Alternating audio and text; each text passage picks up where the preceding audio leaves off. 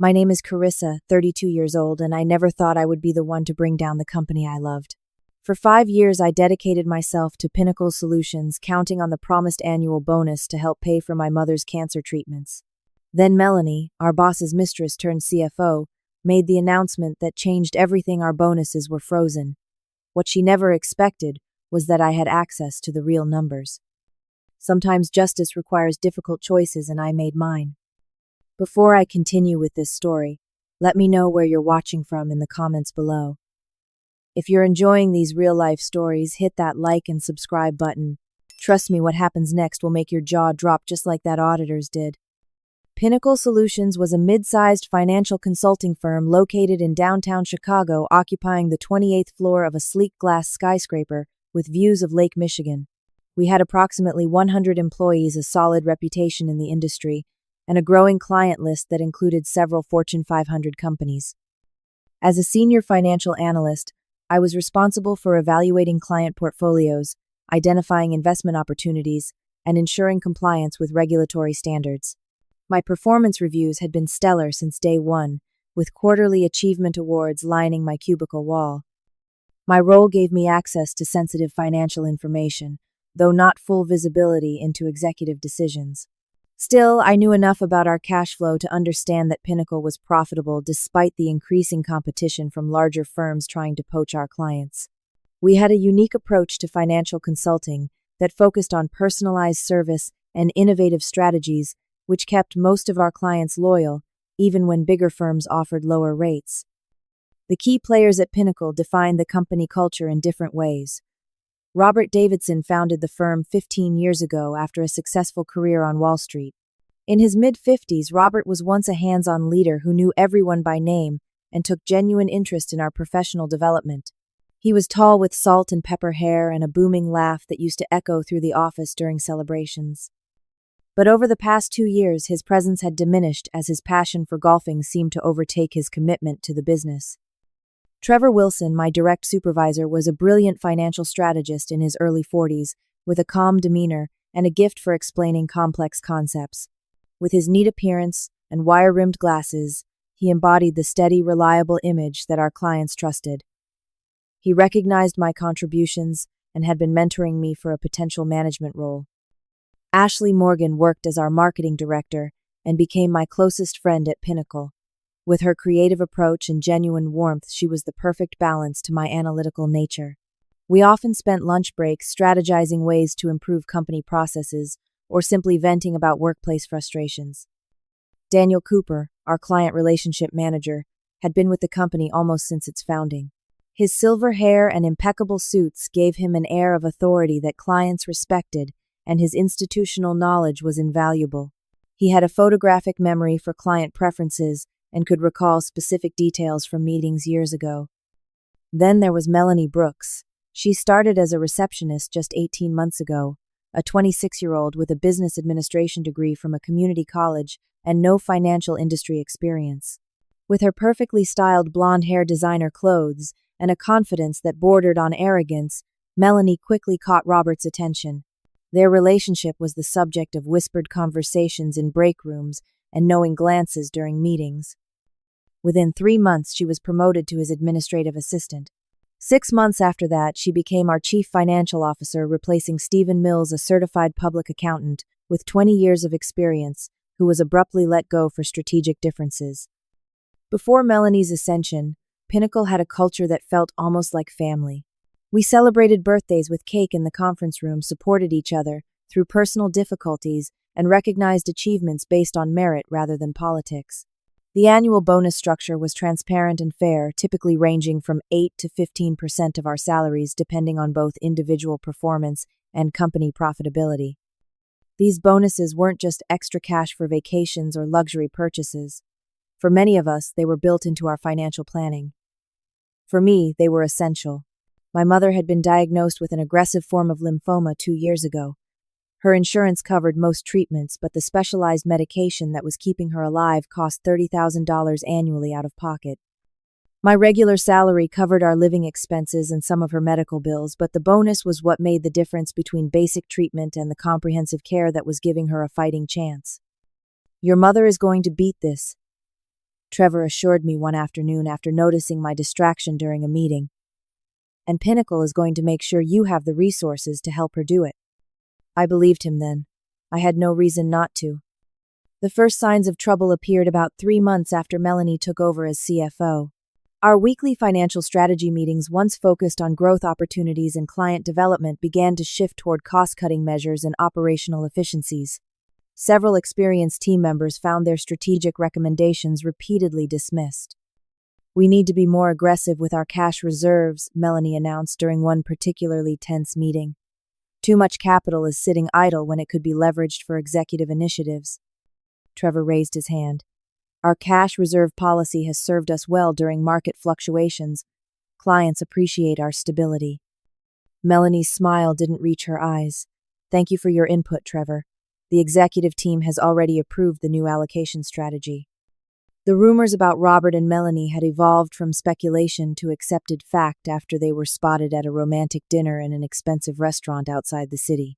A week later, Robert announced his divorce proceedings at a company town hall, awkwardly presenting it as a personal update while avoiding eye contact with everyone in the room. Melanie's rapid rise continued to raise eyebrows. Her promotion trajectory from receptionist to administrative assistant to chief financial officer in less than a year was unprecedented in our industry. When questioned about her qualifications during her introduction as CFO, Robert waved away concerns by highlighting her fresh perspective and natural aptitude for financial strategy. Meanwhile, several members of our experienced financial team were gradually sidelined. "Did you see Lisa got moved to the basement office?" Ashley whispered to me one morning. Lisa had been our treasury manager for 8 years. And 3 of Melanie's friends from college just got hired for the new special projects team. I had noticed concerning patterns in our quarterly reports. Client billing had increased, but the reported revenue wasn't proportionally higher. Expense categories had been reorganized, making year-over-year comparisons difficult. When I brought these observations to Trevor, he seemed troubled but cautioned discretion. "Just keep doing your job and documenting everything," he advised, glancing around to ensure no one overheard. "The numbers don't lie, but sometimes the people reporting them do."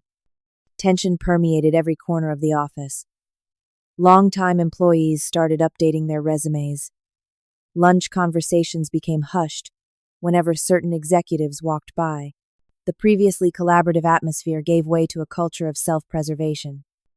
My anxiety about the promised bonus grew as my mother's medical bills continued to arrive.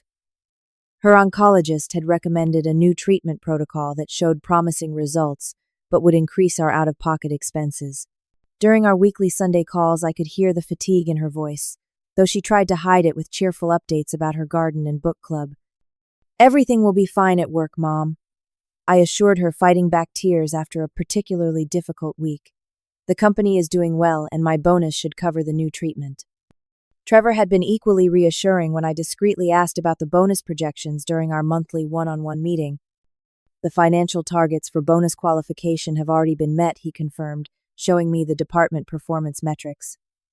Despite management changes, the bonus structure remains secure. Robert gave his word to the board. I threw myself into work taking on a major client project for regional investments, a pension fund looking to reallocate $300 million across new sectors. Working weekends and late nights, I developed a comprehensive strategy that would significantly increase their returns while reducing exposure to market volatility. When they signed with us, bringing in nearly $2 million in consulting fees, I felt certain my bonus was secure. The annual company holiday party seemed to confirm this. Robert publicly praised my work on the regional investments account, raising a toast to my exceptional contribution to Pinnacle's success. Melanie stood beside him, her smile fixed and her eyes cold. "The regional account will transform our projections for next year," Robert announced to the gathered employees. "And we recognize the extraordinary efforts that made this possible. Pinnacle has always rewarded excellence, and this year will be no exception." I left the party feeling cautiously optimistic. The bonus would be announced at the annual company meeting in January, just 2 weeks away. My mother's treatment could continue without interruption. Everything I had worked for was about to pay off. I had no idea how wrong I was. The annual company meeting was scheduled for a Friday morning in late January. Traditionally, this was when performance reviews were summarized, company achievements celebrated, and most importantly, bonuses officially announced. The conference room was packed with employees in professional attire, the atmosphere charged with anticipation despite the underlying tension that had characterized recent months. As 10 o'clock approached, we noticed something unusual. Robert's seat at the head of the table remained empty. Instead, Melanie strode in precisely on the hour, wearing an expensive black suit and carrying a leather portfolio embossed with her initials. Her heels clicked authoritatively on the hardwood floor as she took Robert's place. "Robert sends his regrets," she announced without preamble. "He's finalizing an important acquisition in Phoenix and has asked me to lead today's meeting." I exchanged glances with Ashley across the table. Robert had never missed this meeting in the company's history. His absence felt deliberate, a way to distance himself from what was about to happen. Melanie proceeded through a sterile PowerPoint presentation, highlighting selective company metrics. She emphasized challenges in the current market landscape and necessary adaptations to ensure long-term sustainability. The graphs she displayed showed revenue growth but conveniently omitted profit margins and operating expenses metrics that had always been transparent in previous years. After rushing through departmental recognitions with minimal enthusiasm, she finally reached the topic everyone was waiting for. The room fell silent. Regarding annual performance bonuses, Melanie said, her voice suddenly crisper. "After careful analysis of our financial position and consultation with key stakeholders, the executive team has made a difficult but necessary decision." She paused, her eyes scanning the room without making genuine contact with anyone. "Consider all bonuses frozen due to unforeseen financial constraints. This measure affects all non-executive personnel and will be reassessed in the next fiscal year." The conference room erupted in murmurs of disbelief. Trevor sat rigid in his chair, his face pale. Daniel Cooper stood up abruptly, then sat back down, his hands gripping the armrests. I felt as though I'd been physically struck, my breath catching in my throat as I processed the implications for my mother's treatment. "This is a temporary measure," Melanie continued, raising her voice over the growing discontent. "Pinnacle Solutions must prioritize strategic investments in our infrastructure and executive leadership initiatives. We trust you understand the necessity of these decisions for the company's future." "What about the regional investments account?" someone called out. "We just secured $2 million in fees." Melanie's smile was practiced and cold. "That revenue has been allocated to critical growth strategies already approved by the board. The meeting is now concluded. Thank you for your continued dedication to Pinnacle Solutions." With that, she gathered her materials and exited swiftly, leaving the room in chaos. Some colleagues sat in stunned silence, while others vented their outrage. Trevor attempted to calm the situation, promising to seek clarification, but his words rang hollow against the magnitude of the betrayal. I followed Melanie to her office, my heart pounding with a combination of desperation and anger. Her assistant tried to block my entry, but I pushed past her, closing the door behind me. "You can't do this," I said, struggling to keep my voice steady. "People are counting on those bonuses. They were promised to us." Melanie looked up from her computer with mild annoyance, as if I were complaining about the office temperature. "The company reserves the right to adjust compensation structures based on financial necessities. It's in your employment contract." "The regional account alone brought in enough to cover bonuses," I persisted. "Robert publicly acknowledged that 2 weeks ago." She leaned back in her chair, a slight smirk playing at the corners of her mouth. "Robert says a lot of things, Carissa. Business realities sometimes require tough decisions. You should be grateful to have job security in this economic climate." "My mother's medical treatments depend on that bonus," I admitted, hating the vulnerability in my voice but desperate enough to try anything. "That sounds like a personal problem, not a corporate one," she replied dismissively. "Perhaps you should look into government assistance programs. Now, if you'll excuse me, I have an executive committee lunch to prepare for." I left her office in a daze, barely registering the sympathetic glance from her assistant. In the hallway, I ran into Daniel, whose normally composed demeanor had given way to barely contained fury. "This is unconscionable," he muttered, guiding me toward an empty meeting room. "Do you know what I just heard? The executive team, including our newly appointed CFO, are still receiving their bonuses. In fact, they've been increased by 20%. The injustice of it burned through my shock. I sought out Trevor, hoping my direct supervisor could offer some path to resolution. I found him in his office, staring blankly at his computer screen. "There has to be something we can do," I implored. "This can't be legal." Trevor removed his glasses and rubbed his eyes. For the first time since I'd known him, he looked defeated. "I tried to talk to Robert last week when I heard rumors about this. He wouldn't take my call. The board has apparently signed off on all of Melanie's recommendations without question. But the numbers don't add up," I insisted. "We had our most profitable quarter ever." "I know," Trevor said quietly. "But I'm not in a position to challenge this. None of us are." That evening, I had to call my mother. Sitting on the floor of my apartment, I tried to keep my voice steady as I explained that I might need to look into payment plans for her treatment. "Don't you worry about me," she said with characteristic selflessness. "I've been feeling stronger lately. Maybe we can reduce some of the medications." Her attempt to ease my burden only made the pain worse. After hanging up, I curled into a ball on my couch and allowed myself to cry for the first time since the announcement. My phone buzzed with text messages from colleagues. A group was gathering at the Landmark, a bar near the office. Though all I wanted was solitude, I knew isolation wouldn't solve anything. The bar was crowded with Pinnacle employees, the atmosphere, a mix of anger, fear, and disbelief. Ashley ordered me a drink as soon as I arrived. "This is a coordinated attack on the employees," Daniel was saying to a group huddled around a high-top table. "They're cutting our compensation while padding their own pockets." "My daughter's college tuition payment is due next month," said Susan from accounting. "I've always used my bonus for that." "My wife is pregnant," added Michael from the research team. "We just put a deposit down on a larger apartment based on what I told her about my bonus." Story after story emerged, each one highlighting the real human impact of the executive decision. As I listened, my sadness began to transform into something else. Something harder and more determined. "What if there's more to this than cost-cutting?" I found myself saying aloud. "What if something else is going on with the company finances?" The table fell silent, all eyes turning to me. "What are you suggesting?" Daniel asked carefully. "I don't know yet," I replied, "but I intend to find out." That night I couldn't sleep. The image of my mother bravely pretending she didn't need her full treatment regimen kept me tossing and turning until finally at 2 a.m. I got up and opened my laptop. As a senior financial analyst, I had access to a significant portion of the company's financial records, though not everything. It was time to use that access. I started by reviewing the quarterly financial statements from the past 2 years, looking for patterns or anomalies that might explain the sudden financial constraints Melanie had cited. The company's revenue had steadily increased with a notable jump after we secured the regional investments account. Our operating expenses had remained relatively stable.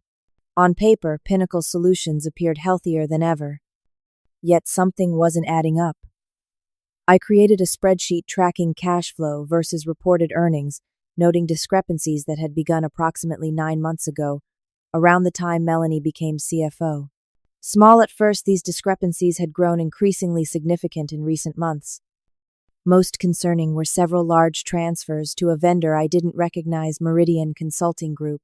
The payments, totaling nearly $1 million over 6 months, were categorized under Strategic Development Services, a vague description that raised immediate red flags. In my 5 years at Pinnacle, I had never heard of this consultant despite being involved in most major company initiatives. I needed more information, but accessing it would require help. The next morning, I texted Ashley and Daniel asking to meet for coffee before work at a cafe 2 blocks from the office. "What I'm about to say doesn't leave this table," I began once we were seated in a quiet corner. "I've found some concerning patterns in our financial records, but I need more information to understand what's really happening." Daniel leaned forward. "I've had my suspicions for months. The client billing doesn't match what I'm seeing in the revenue reports." "Exactly," I nodded. "Daniel, you have access to all the client contracts and billing records. Is there any way you could pull together the actual billing amounts for our top 10 clients over the past year?" He considered this. "I can do that. It won't look suspicious since I regularly review that information." I turned to Ashley. And I need to know more about Meridian Consulting Group. They've received almost $1 million from Pinnacle, but I can't find any record of what services they provide. I know every vendor we work with for marketing and corporate development. Ashley frowned. I've never heard of them, but I can check the vendor database and see what their contract specifies. Over the next week, we gathered information carefully, never discussing it at the office, and using personal emails for communication. Daniel confirmed my suspicions. The actual client billing exceeded reported revenue by approximately 12% over the past 6 months, with the discrepancy growing larger each month. Ashley's discovery was even more troubling. Meridian Consulting Group was added to our vendor system 9 months ago with authorization from Melanie and Robert. The service description is vague, but get this. The company is registered to an LLC in the Cayman Islands, and the local address matches a property Melanie purchased last year. She's siphoning company funds through a fake consulting firm. I realized the pieces finally coming together. It gets worse, Daniel added during our next clandestine meeting. I reviewed our loan covenants with Atlantic Financial, our primary lender. We're required to maintain certain financial ratios and reporting standards. If they discovered these discrepancies, they could call in our operating loans immediately. This was serious. Pinnacle had a $20 million credit line with Atlantic Financial that supported our daily operations and growth initiatives. If that funding were suddenly withdrawn, the company could collapse. My investigation hit an unexpected breakthrough when Trevor stopped by my desk late one evening. I had been working late, partly to avoid going home to an empty apartment filled with worries about my mother, and partly to access financial records when fewer people were around. You should know something, Trevor said, his voice barely above a whisper. I overheard Melanie on the phone yesterday. Once the Anderson project is finalized next month, they're planning to lay off 30% of the staff, mostly analysts and support personnel. What? We're expanding our client base. Why would we need fewer people? Trevor's expression was grim. Because they're planning to outsource most of the analytical work to a firm in Singapore. Significantly lower labor costs. That's why they canceled bonuses, I realized. They needed to improve the bottom line before making such a drastic cut. I think it's more than that, Trevor replied. I think someone's cooking the books and they needed to prevent anyone from looking too closely at the numbers. A frozen bonus is disappointing but doesn't trigger audits. Misrepresented financial statements to a federally insured bank, however, that's fraud. After Trevor left, I sat at my desk paralyzed by the weight of what I'd discovered. This wasn't just about my bonus, or even about the collective injustice to Pinnacle's employees. This was criminal activity that threatened the entire company's existence. That night, I researched whistleblower protections and corporate fraud reporting procedures. The information was overwhelming and often contradictory. Some sources suggested internal reporting first, but given that the top executives were involved, that path seemed futile and potentially dangerous. I called my brother, who put me in touch with his college roommate, now a lawyer specializing in financial law. Based on what you're describing, this could be classified as wire fraud, bank fraud, and possibly embezzlement, he explained during our confidential call. The challenge is proving it without incriminating yourself for accessing information outside your authorization. I haven't done anything illegal, I insisted. I've only looked at records I have legitimate access to as part of my job. That's good, he replied. My advice: document everything meticulously, but be extremely careful about next steps. Corporate whistleblowers often face retaliation despite legal protections. As I considered my options, my mother called with news that her doctor wanted to try a more aggressive treatment that might put her into remission, but it would cost an additional $20,000, not covered by insurance. I told him we need to look at alternatives, she said, trying to sound upbeat. There are always options, sweetheart. In that moment, my decision crystallized. There were indeed always options, and I had just decided on mine. The next morning, I met with Ashley and Daniel at the cafe that had become our unofficial headquarters. The weight of my decision pressed on me, but also gave me a strange sense of calm. There was clarity in finally having a direction. I'm going to expose what's happening, I announced. Not just for our bonuses, but because what they're doing could destroy the company and everything we've all worked to build. How? Ashley asked. If you go to Robert, he's complicit. The board is in his pocket. Not the board, I said. Atlantic Financial. Daniel's eyes widened. The lender. That's nuclear Carissa. They could pull our funding. They might, I acknowledged, but they might also help restructure rather than lose their investment entirely. Either way, the fraud stops. We spent the next 3 days meticulously documenting everything we had discovered. I created a comprehensive spreadsheet tracking all the financial irregularities with links to supporting documentation. Daniel provided copies of client contracts and billing records, showing the discrepancies between actual and reported revenue. Ashley contributed evidence of the shell company, including property records, linking Melanie to Meridian Consulting Group. Together, we assembled a file that told a clear story of systematic fraud. The numbers showed that approximately $3 million had been diverted from Pinnacle over the past 9 months, coinciding exactly with Melanie's rise to power.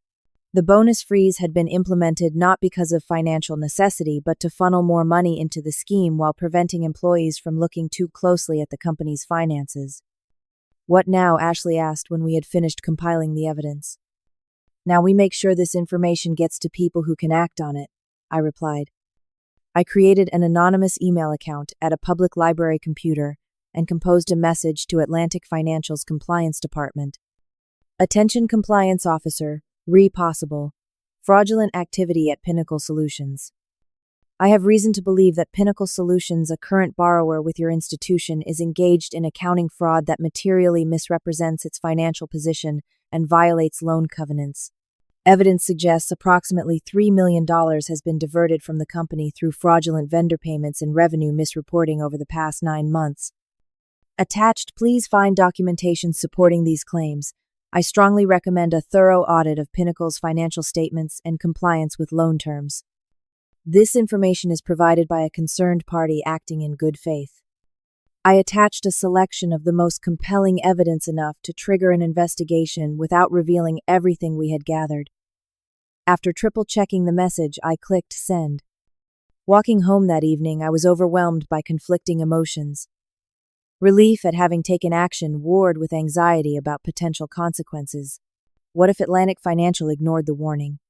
What if they acted too aggressively and Pinnacle collapsed, leaving everyone unemployed? What if someone discovered I was the whistleblower before the investigation could unfold? I barely slept that night, jumping at every noise and checking my phone constantly. By morning, no cataclysm had occurred. I dressed for work as usual, trying to project normalcy despite the storm raging inside me. 2 days passed with no apparent response to my email. I began to worry that it had been dismissed as a disgruntled employee's complaint or simply lost in a flood of corporate communications. Perhaps I needed to be more direct. Then my desk phone rang. The caller ID showed an outside number I didn't recognize. "Carissa speaking," I answered professionally. "Miss Harrison, this is James Wallace from Atlantic Financial," said a measured male voice. "I'm a senior auditor in our corporate lending division. I wonder if we might have a conversation about Pinnacle Solutions. Perhaps somewhere other than your office." My heart hammered against my ribs. Yes, of course. When would be convenient? "Today, if possible. There's a coffee shop called Westfield's, about 3 blocks from your building. Could you meet there at noon?" "I'll be there," I confirmed, trying to keep my voice steady.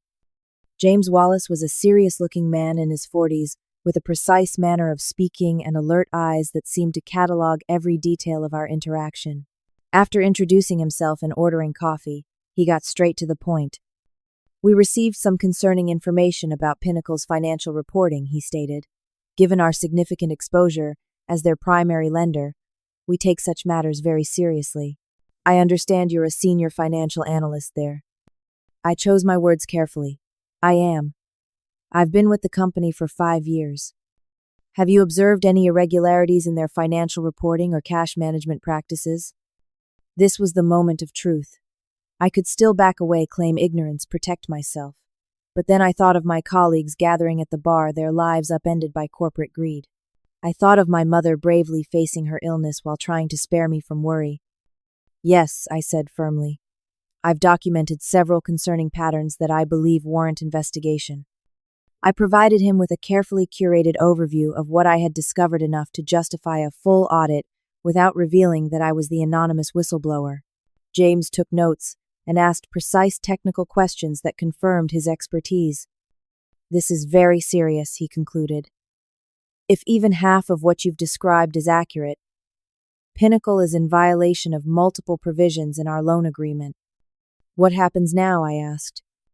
Atlantic Financial will be conducting an emergency audit beginning tomorrow morning. I would appreciate your discretion regarding this conversation. News of the impending audit spread through Pinnacle like wildfire the next day. Melanie called an emergency executive meeting, then spent hours behind closed doors with the accounting team. Robert suddenly returned from his supposed business trip looking confused and agitated.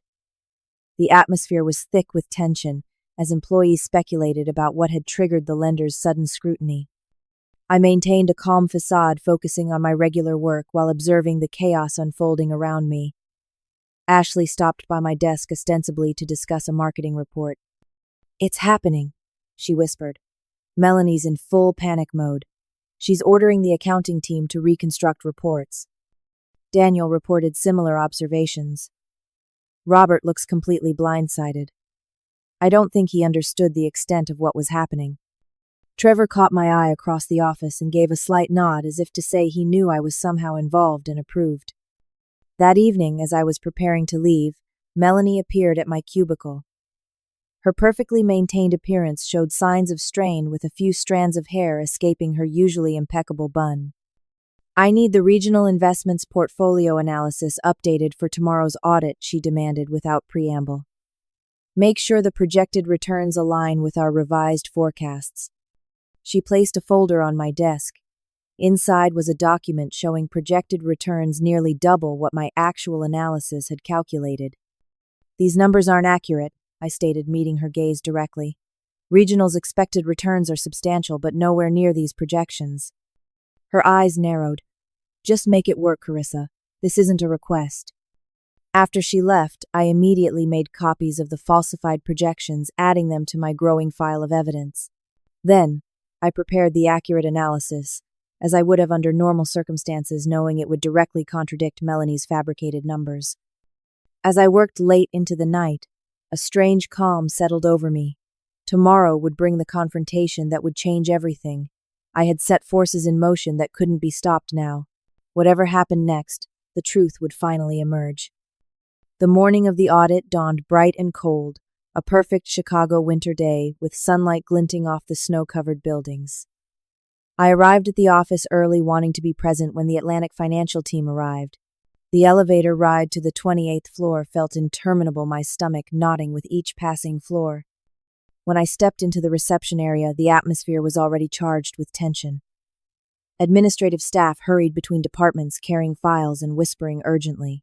Through the glass walls of the conference room, I could see Melanie directing a team and setting up presentation materials, her gestures sharp and impatient. At precisely 9 o'clock, the audit team arrived. James Wallace led a group of 4 professionals, all carrying briefcases and wearing expressions of focused determination. They were escorted directly to the boardroom where Robert and the executive team waited. I returned to my desk, attempting to focus on routine tasks, while acutely aware of the drama unfolding just down the hall. Ashley texted updates from her position near the boardroom. Auditors setting up. Melanie looks like she's about to snap her pen in half. An hour later, Robert keeps asking questions Melanie doesn't want to answer. Temperature rising.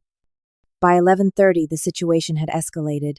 The boardroom door remained closed, but raised voices occasionally penetrated the barrier. Employees exchanged nervous glances, productivity grinding to a halt as everyone waited for news. Shortly before noon, my desk phone rang. It was James Wallace. Miss Harrison, your presence is requested in the boardroom. My mouth went dry. I'll be right there. The boardroom fell silent as I entered. Around the long mahogany table sat the Atlantic Financial audit team on one side, Pinnacle's executives on the other. Robert looked ashen, his usual confidence replaced by bewilderment.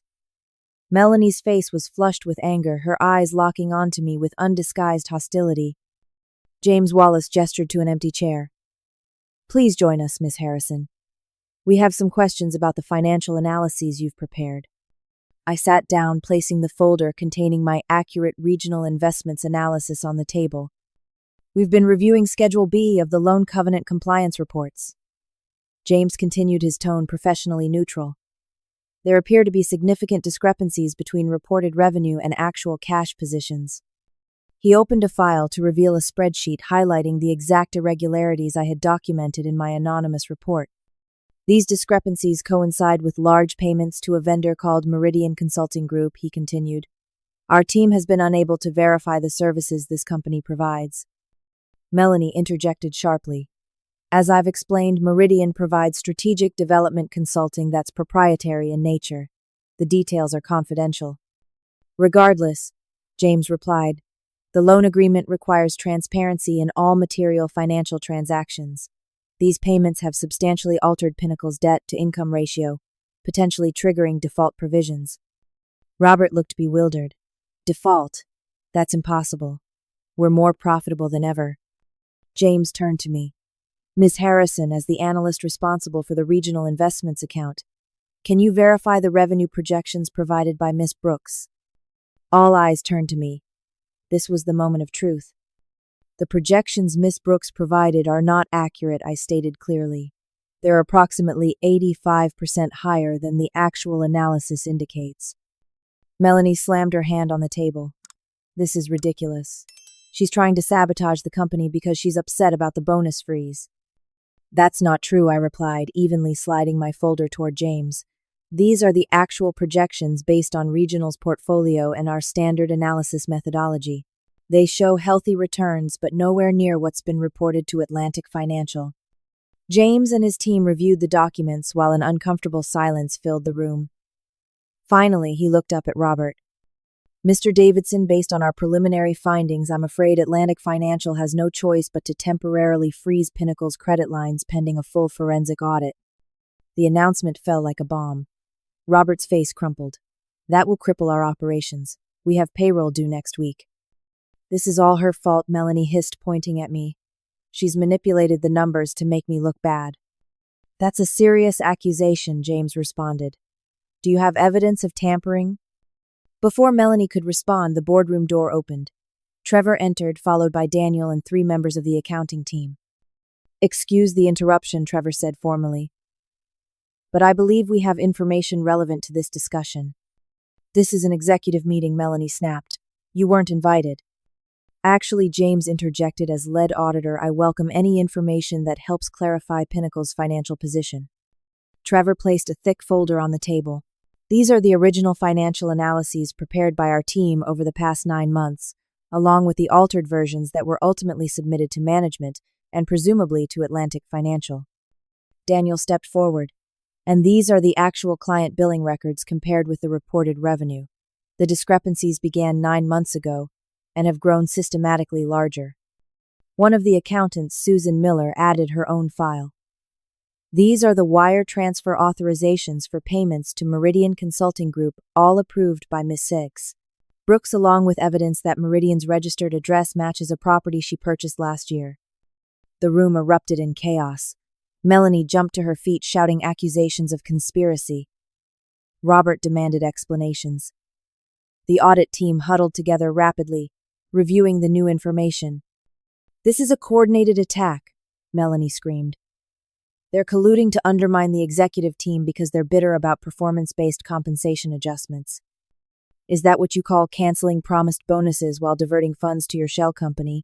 I asked, my voice cutting through the noise. Performance-based compensation. James Wallace raised his hand for silence. Based on the information presented, I'm contacting Atlantic Financial's legal department. Mr. Davidson, I suggest you do the same for Pinnacle. Robert finally seemed to grasp the severity of the situation. He turned to Melanie, betrayal written across his features. What have you done? Don't be naive, Robert, she spat. You signed off on everything. You're just as responsible.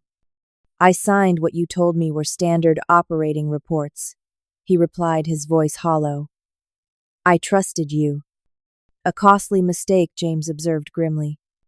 The next few hours passed in a blur of activity. Atlantic Financial's legal team arrived, followed by Pinnacle's corporate counsel. Police were called when Melanie attempted to leave the building with a laptop containing financial records. She was detained in a conference room, her designer handbag and car keys confiscated while legal teams determined next steps.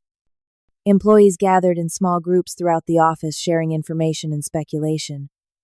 I remained in the boardroom answering questions from various officials and providing documentation to support the investigation. By late afternoon, the initial shock had given way to a grim determination to understand the full extent of the fraud. "You knew," Robert said quietly when we found ourselves momentarily alone in the boardroom. "You figured it all out."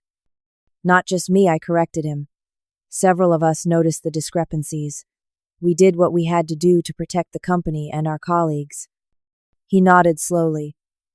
"I failed everyone. I was so infatuated with her that I neglected my responsibilities. I let her take control because it was easier than paying attention. The company might survive this," I offered. "But it will take transparency and significant changes." "I won't be part of those changes," he replied with resignation. "My position here is over, as it should be." As evening fell, James Wallace approached me as I gathered my belongings, preparing to finally leave for the day. "That was quite a performance today, Miss Harrison," he said. "Or should I say quite a reckoning?" "I just did what needed to be done," I replied. "Indeed." He studied me thoughtfully. "You know, whistleblower cases don't usually unfold quite so dramatically. Most people send their evidence and run for cover." I met his gaze steadily. I couldn't run. Too many people would have been hurt. "Well," he said, offering his hand, "whatever your methods, you've potentially saved this company from a much worse fate. If Atlantic Financial can verify that the fraud was contained to specific individuals rather than systemic throughout the organization, there may be a path forward." As I shook his hand, I felt a weight lifting. The confrontation had been terrible but necessary. Whatever came next would at least be built on truth. "What happens now?" I asked. "Now," he replied with the ghost of a smile, "we follow the money." The days following the confrontation were chaotic but oddly liberating. Atlantic Financial maintained their freeze on Pinnacle's credit lines, but worked with the interim management team to ensure essential operations could continue. The board of directors held emergency meetings, ultimately appointing Trevor as acting CEO while they assessed their options. Melanie was placed on administrative leave pending criminal investigation, though leave was a euphemism for what amounted to house arrest. The evidence against her was overwhelming once investigators gained access to her personal financial records. The $3 million diverted through Meridian Consulting Group had funded a lavish lifestyle, including a lake house, luxury cars, and substantial offshore accounts. Robert resigned his position, accepting responsibility for his failure to provide proper oversight. Though he wasn't directly implicated in the fraud, his negligence had enabled it. In his resignation letter, which Trevor shared with all employees, he wrote, "My greatest failure was not in trusting the wrong person, but in forgetting my responsibility to all the right people who built this company with their talent and dedication." The most immediate concern for employees was financial stability. With bonuses frozen and the company's future uncertain, anxiety ran high. Trevor addressed this in a company-wide meeting held 3 days after the audit. "First, I want to assure everyone that payroll is secure," he announced to audible sighs of relief. "Second, the board has unanimously approved the restoration of the promised bonuses to be paid as soon as Atlantic Financial lifts certain restrictions." Applause broke out, but Trevor raised his hand. "There's more. In recognition of the extraordinary stress this situation has caused, and the loyalty you've shown in the face of leadership failures, the board has approved a one-time additional compensation package for all non-executive employees." The room erupted in cheers. Ashley squeezed my hand under the table, tears of relief in her eyes. 1 week after the audit, I received a call from James Wallace. "The forensic accounting team has completed their preliminary assessment," he informed me. "Based on their findings and the cooperation of your current management team, Atlantic Financial has decided to work with Pinnacle rather than call in the loans." "That's wonderful news," I breathed. "What does that mean for the company going forward?" "There will be strict oversight and some restructuring requirements," he explained, "but with proper management, Pinnacle should recover. Your client relationships remain strong, which was a significant factor in our decision." The following day, Trevor called me into his office. The space still bore traces of Robert's tenure, a golf trophy on the shelf, family photos he hadn't returned to collect, but Trevor had already begun to make it his own, with financial projections covering one wall and a more transparent open-door policy. I have a proposition for you, he said once I was seated. The board is restructuring the executive team. We need a new CFO, someone with impeccable financial ethics and the analytical skills to rebuild our reporting systems. I stared at him in shock. Are you offering me the CFO position? I am, he confirmed. You demonstrated exactly the qualities we need during this crisis: integrity, expertise, and courage. The board agrees unanimously. I don't have the years of experience typically required for a CFO, I pointed out, though my mind was already racing with possibilities. Traditional qualifications matter less than proven character right now, Trevor replied. You can learn what you don't know. We can't teach someone to have integrity under pressure. I accepted the position the next day after a night of careful consideration and a long talk with my mother, who cried tears of joy when I told her not only about the promotion, but also that her treatments would continue without interruption. I always knew you were destined for great things, she told me. I just didn't know they would come through such a trial.